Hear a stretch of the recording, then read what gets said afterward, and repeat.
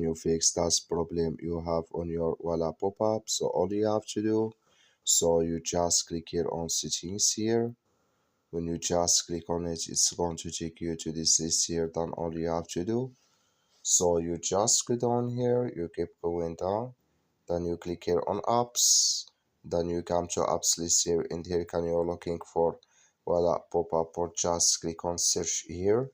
So then you add it, so I'm going to add it here, then it's going to show for you like this. Click on it, so then you click here on force stop, you click here on OK, then you go down, click here on storage, and you click here on clear cache. Then all you have to do, just go to your Play Store, so you click here on your Play Store here, and you're looking for Wallapop. It's going to show for you like this. You will find here update, click on it, then it's going to work with you. That's all you have to do. Thank you for watching. Don't forget to support us by liking, subscribe.